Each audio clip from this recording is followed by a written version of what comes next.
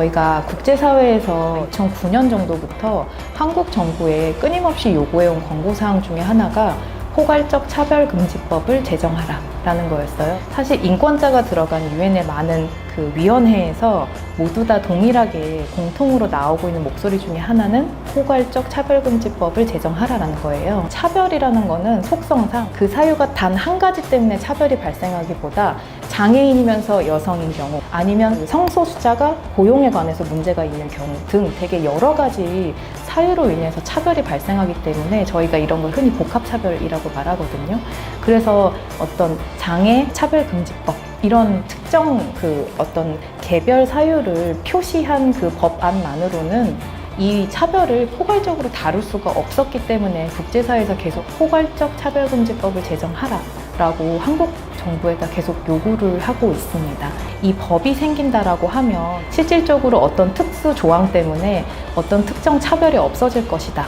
아니면 이런 것들은 보이지 않을 것이다 라는 기대는 갖고 있지 않아요. 왜냐하면 법망을 피해서 여러 가지 다양한 유형의 차별들을 생산해낼 거기 때문에. 그렇지만 적어도 이것들로 차별하면 안 돼 라는 것들을 다시 한번 공고히 하고 인지시킬 수 있는 계기가 될 거라고 생각하고요. 한국에서 이제 활동을 해 나가면서 차별금지법이 제정 노력을 해왔었던 역사들을 계속 모니터링을 해왔었거든요. 가장 두드러지고 대표적으로 보였었던 거는 차별금지 사유에서 성적 지향과 성별 정체성을 넣는 것을 원치 않는 집단이 있었고 그 사람들의 목소리가 널리 그리고 강하게 피력이 되었었기 때문에 이 부분들에 대해서 예를 들어서 정부안도 철회가 됐었고 입법 제안을 했었던 국회의원들이 법안을 철회하기도 하는 과정들을 겪었다라고 보여지고 있습니다. 아무래도 국회의원의 속성이라는 것이 대중의 여론 그리고 자신의 지역구의 목소리를 반영하고 활동하는 것이 그들의 본질이라고 생각해요. 그렇기 때문에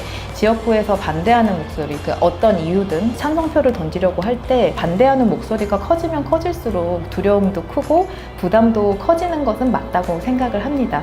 근데 저희가 국회의원이라고 하는 것에 또 다른 롤이 뭐냐라고 했을 때 국제 앰네스티 그리고 국제 인권 기구들이 이야기하는 것 중에 하나는 사실은 인권을 보호, 존중, 실현시킬 책임과 의무가 있다는 주체라는 거예요. 그렇기 때문에 대중이 동의하지 않았기 때문에 나는 이걸 추진할 수 없어 라고 대답을 하는 거는 사실은 인권은 인기투표가 아니거든요. 인기투표가 아니기 때문에 어떤 때는 반대를 뚫고 나아가고 설득하는 게 정치인으로서 정치력을 행사할 수 있는 활동이기도 해요. 국민이 선출했고 그 국민의 인권을 보호할 임무와 책임이 있는 사람이라면 한국이 그 여러 가지 국제 인권 협약을 비준한 국가거든요. 그 이야기는 거기에서 약속한 인권을 지켜야 된다. 그리고 담보하고 준수해야 된다는 뜻이에요.